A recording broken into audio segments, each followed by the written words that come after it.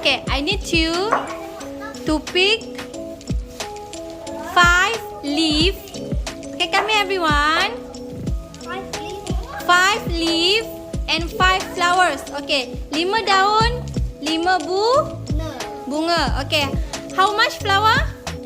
5. Okay, leaf. 5. Okay, 1, 2, 3, go. Go at the back.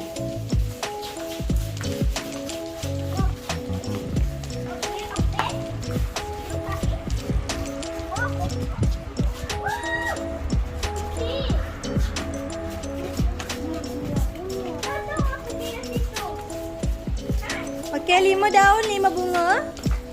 Letak dalam.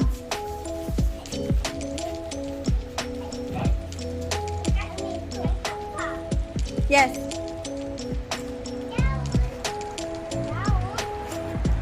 Ambil bunga. Kat sini satu. Ambil bunga. Ini ambil bunga. Yes, yes. Boleh. Nak ambil bunga.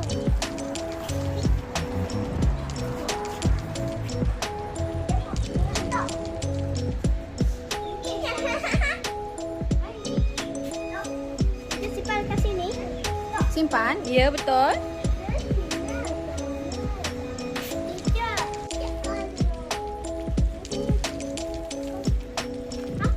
Teacher, ada pineapple. Wow. Pineapple. Saya mau ambil pineapple dia. Nenek pun. Boleh makan ke? Boleh. It's delicious. Sweet. Tapi saya tak warna orange. Jadi ya. Kelap dah makannya. Saya dah dai. Kelap je. Ada semutnya asal dah ya. Ni dah lincah. Sakit.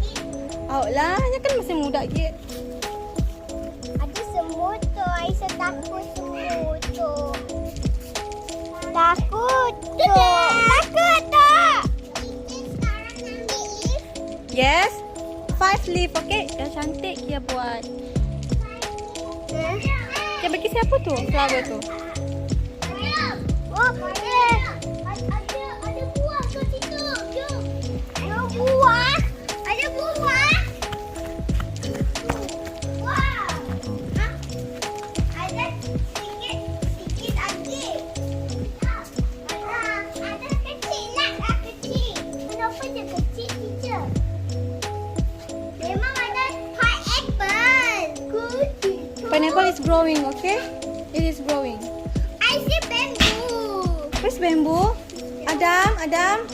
Okay. Step down. It's very dangerous. Bamboo. Mana bamboo? Where's bamboo? Oh, that's not bamboo.